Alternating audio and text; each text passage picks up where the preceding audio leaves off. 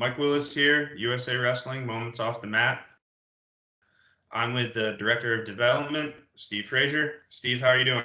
I'm doing good. Thanks, Mike. Yeah, you got it. We're going to talk a little bit today about the Wrestling for Peace program, which is a development department initiative. Can you give us a little background on what it's all about? Yes. So, USA Wrestling for Peace, this program or this initiative was designed to help build bridges with other countries and other people, other wrestlers around the world. So, as you know, we're all about winning Olympic and world medals. We're all about bringing more and more kids into this great sport because we know all the great attributes that are developed through being a wrestler. And so we feel good about that. But we also wanted to try to develop something where we're actually giving back and helping others, not only in the United States, but around the world. And so this is one of the main reasons why we created this program, USA Wrestling for Peace. So how long has it been around for? Oh, we've been doing this for probably 2.5 years or so, close to 3 years, and we've done some cool projects through the years. We've helped some homes be rebuilt after hurricanes or after fires. We've helped the needy in a lot of different ways. So we're kind of developing the program as we go, and kind of just recently we think we found more of a niche for the program. Can you speak a little bit to what that niche is? Yeah, so as of the last year or two, what we've been doing mainly is teaming up with UWW and Francisco Lee, who's the president of America's UWW, and we're trying to help some countries that are in need, throughout regarding wrestling. So, for example, Puerto Rico, in an effort to help them recover for the hurricane that wiped out most all their wrestling facilities and so forth, equipment, mats, and everything. We solicited from around the United States a variety of wrestling gear and equipment and donated to the Puerto Rican Wrestling Federation. And then we went down there and handed it out, had a nice ceremony, handed it out to all of the kids and the coaches. And that equipment included such things as wrestling shoes, T-shirts, singlets, headgear. Dahmer was kind enough to donate a couple of new wrestling mats. We've had Suplex, Ivan Ivanov donate Bulgarian bags and dummies. And we've had a variety of other organizations help give some really valuable wrestling equipment to this cause. So you guys actually went down to Puerto Rico, like kind of hand delivered the gear yourself. What was it like down there, and what was it like, in the aftermath of the hurricane, and what did the wrestling facilities look like? So that was about a year and 4 months ago when we went down there. We went down there December, I think it was, of not this past December, but the December before that. And it was interesting. I mean, there was a lot of recovery from the hurricane at that point, but there was still a lot of needs throughout the country. And we drove from one side of the country to the other and visited a few wrestling halls. And so a lot of work still to be done at that time with rehabbing the whole country. So it was interesting, but I think they were coming along pretty well. I mean, it looked like they're moving in the right direction for sure. Was there anything that surprised you about the wrestling in Puerto Rico when you were down there? Well, they love their wrestling there. They've had some great wrestlers that have done well. And what I noticed was obviously their wrestling facilities were trashed. Their mats were destroyed, and a lot of their equipment was destroyed. And plus, you know, in some countries like Puerto Rico, funds are tight, like everywhere. But so by getting kids wrestling shoes and singlets and t-shirts and shorts and all that kind of stuff, it was really fun to see the excitement from these kids. I mean, you should see the smiles on these kids' faces when we actually were giving them a brand new pair of wrestling shoes. You know, maybe they've never had those a new pair of wrestling shoes in their entire life, and so it was a really cool event. And then, of course, when I was down there too, I I did a few wrestling clinics at the same time while I was there, and so that's always fun for me to do as well. So we did some wrestling clinics and we gave a bunch of gear. And I think the Puerto Rican Olympic Committee, we met the Puerto Rican Olympic Committee president, and she was very grateful to what we were doing. And so it was a really cool, fun thing. A small gesture in the big picture, probably, but a fun thing to be a part of, you know, in the wrestling family. The international wrestling family is a very unique, very strong, bonded family. Yeah. How did UWW get linked up with USA Wrestling to go about and start doing these kind of trips? So we reached out to them for some advice because we were still trying to find our way, so to speak, and what we really wanted to focus on as far as USA Wrestling for Peace goes.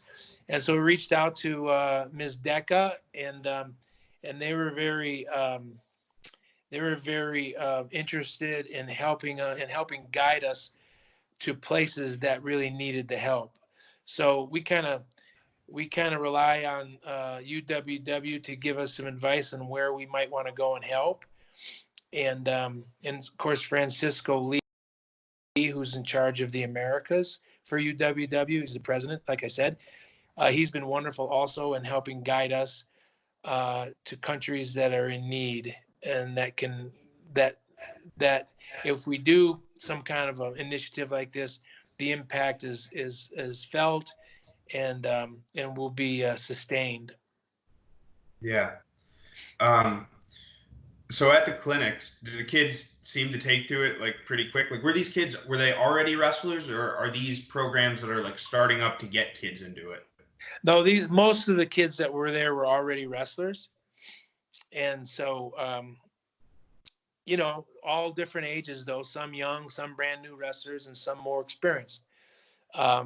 So yeah, it was more the people that are already wrestling, but I'm sure they're continually trying to expand their base as well as bringing more and more kids into the sport. Yeah. So obviously it's understandable why, you know, the Puerto Rican Wrestling Federation would want, you know, USA Wrestling for Peace to come and provide a little bit of what we were able to.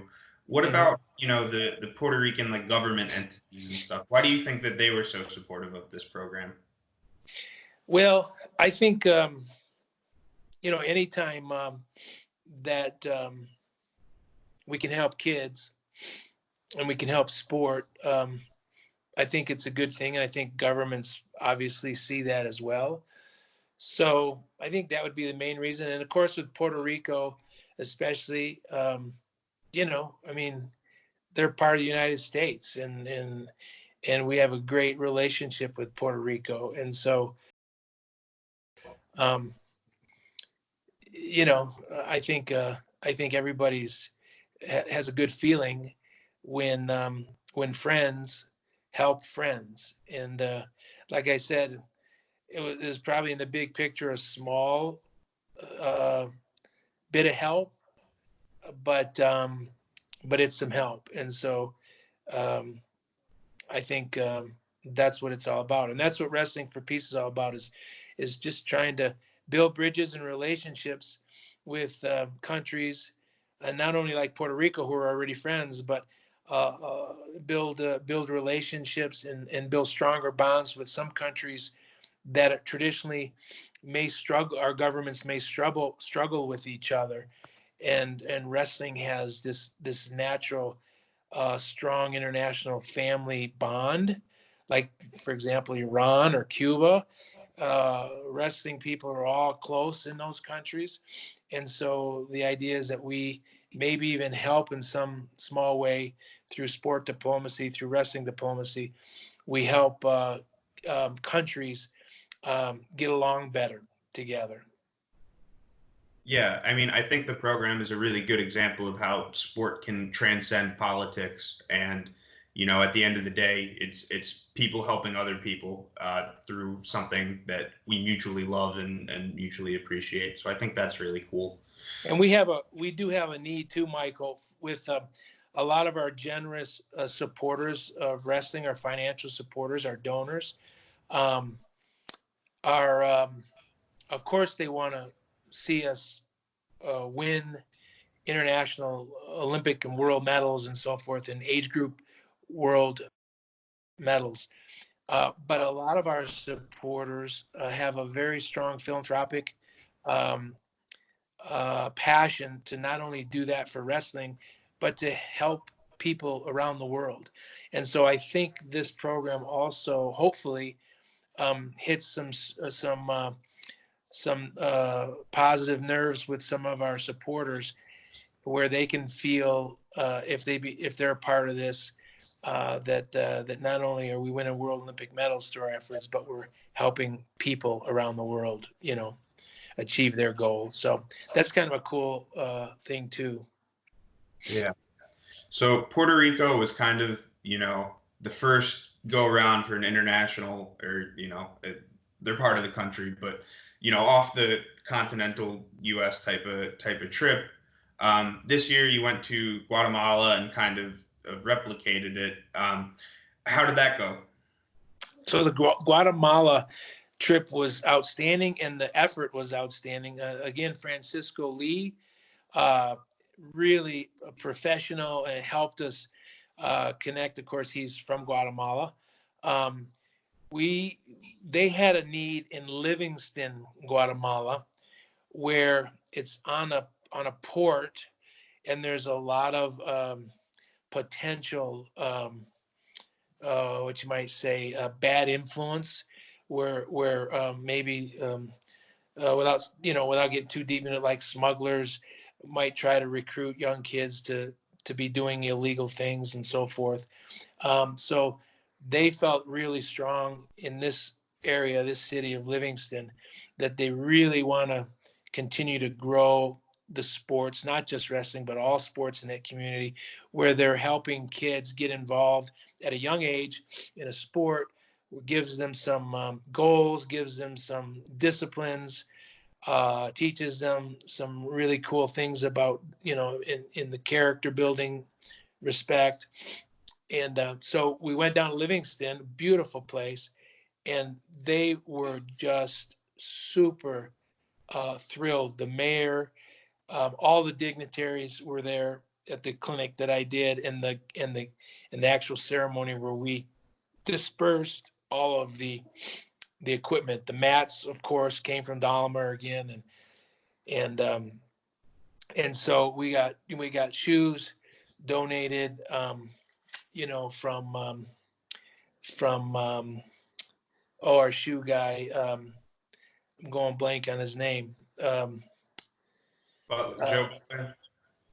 Yes, Joe Butler, and Joe Butler and his son have an organization where they donate shoes to kids or to teams or to people that are in need of wrestling shoes, and they were a contributor, and so to see the smiles and the expressions in these kids' faces down there, it was really a blessing and really a fun thing. And again, we're helping probably only in a small way, but we will continue to go back down and check on them and make sure that our efforts, and they're all about this too, that our efforts are sustained, and that things continue to grow down there. So it's not just a one-time thing, and then it gets forgotten.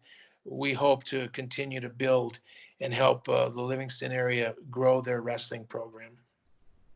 So again, in Puerto Rico, you kind of said the wrestling culture had already been established. They've already had some guys do some great things. Off the top of my head, Franklin Gomez and Jaime Espinal are very successful wrestlers. Does Guatemala have that culture yet, or are they more in the building phase? Guatemala, they don't have examples of the superstars like those two guys, Gomez and that you mentioned, but they're coming on. They're getting stronger in wrestling. All the Central and South American countries seem to be getting stronger and stronger, and so they probably more on the beginning side of developing a very strong wrestling culture, though. Mm-hmm. What do you think? So, second time go around, what do you think you learned from Puerto Rico that you were kind of able to maybe execute a little smoother in Guatemala? Well, so, getting all of the equipment. I mean, to Puerto Rico, we sent 2,000 pieces of equipment, and to Guatemala, we sent probably 1,000, wrestling mats and large pieces of equipment. That can be a challenge, and it was in both places. Customs in Guatemala, for example, they require a lot of paperwork but anyways, so we're learning that transporting all of this stuff can be a challenge, and we're learning how to do that more easily and more effectively. And of course, UWW has been so kind to help pay for the actual shipping of all of this equipment. And so again, it's a team effort. We gather it, we collect it, we organize it, we box it, we organize our sponsors like Suples and Dolomer to help ship their stuff, and then UWW reimburses us for the actual shipping costs to that particular country. Yeah. So it seems like logistically there's a lot of stuff to figure out and a lot of work that goes into it on that end. Yeah, there is. Not anything that we can't overcome, but that's been one challenge. The other is just the distribution of the equipment. We learned a lot from Puerto Rico to Guatemala, and again, Francisco Lee was really good here. Of course, Manuel Garcia in Puerto Rico was outstanding. He's the president of the Puerto Rican Wrestling Federation.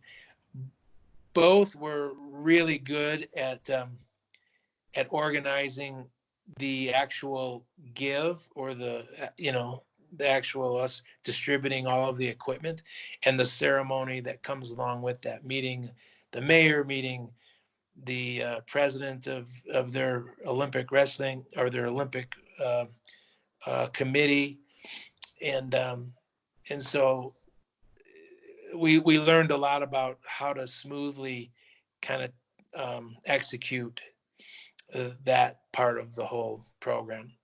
But the most important thing is how we collect the gear. And we've had such great donors in the United States. We go to Fargo every year at the U.S. Marine Corps nationals and junior nationals, and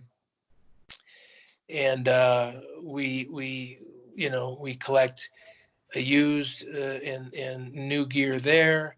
We have people from all over the country, like Ben Plow is another example of a young kid in high school that has kind of taken on this. He's actually from Guatemala, was adopted, and has been in the United States most of his life. And we have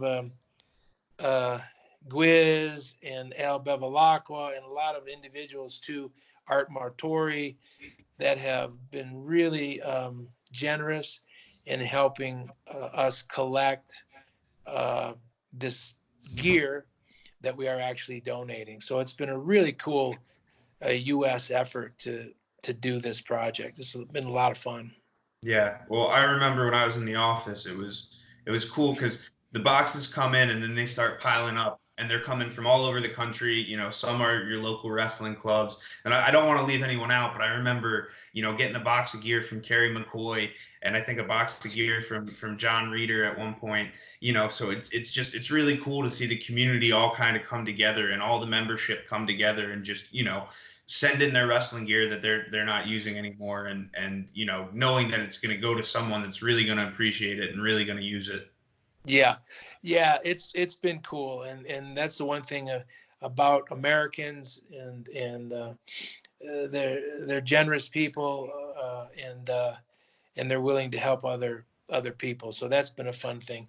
I would like to say too that we couldn't do this program without Jack Clark from the U.S. Wrestling Foundation, Dan Russell.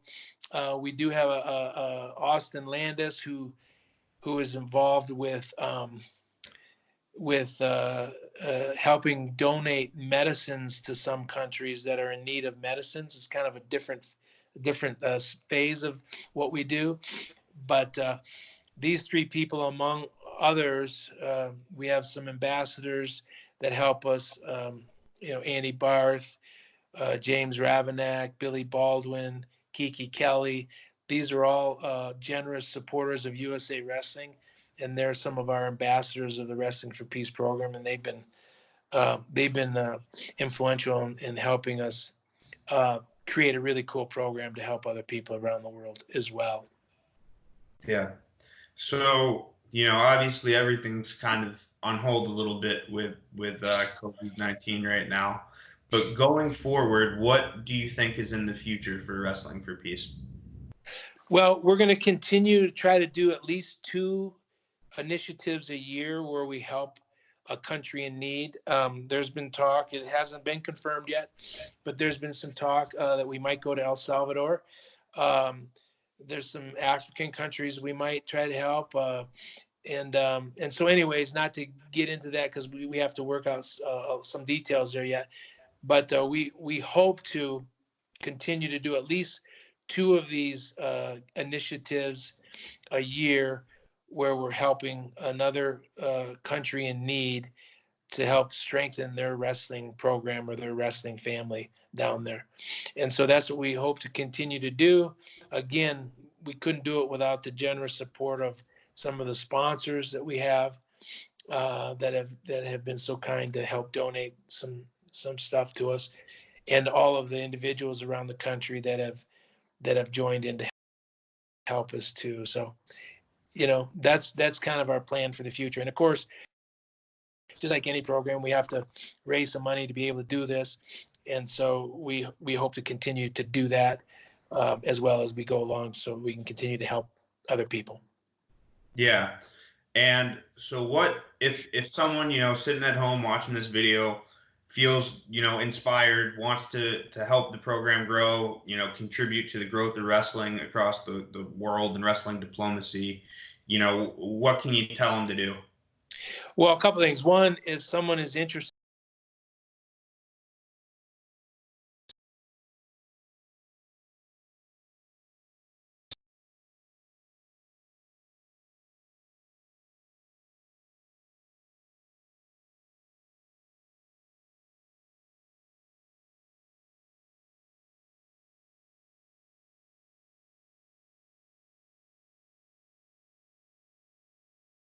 they do that.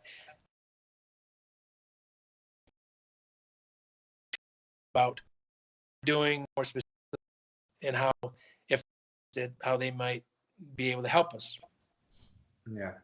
And I assume that, the Fargo gear drive is going to be a staple going forward, right? Yeah, we're going to continue to have a way for people to donate the gear in Fargo, as well as a few other tournaments that we do, and then we're going to just continue to solicit across the country and see how we can gather up a nice variety of wrestling gear to help other countries with this. We all know this, wrestling, as you know, Michael, and everyone that probably listens to this and is a part of USA Wrestling. We're in a great sport. I mean, wrestling is very, very unique sport. It's truly a unique family of people, and so it's been such a joy for me for a lifetime to be involved in the sport where the people are great. We're always trying to help each other, and the sport itself builds character and helps build our leaders of our future. And so, yeah, all of that's been a pleasure and a great reason to be involved with USA Wrestling and USA Wrestling for Peace. So this question might be a little bit of a curveball, but in 10 years from now, where do you see this program, and what kind of legacy do you see this program leaving? Well, in 10 years from now, I hope to see this program in a way that has, like I said earlier, built some very strong bridges with other countries and helped other people in other countries grow their wrestling programs.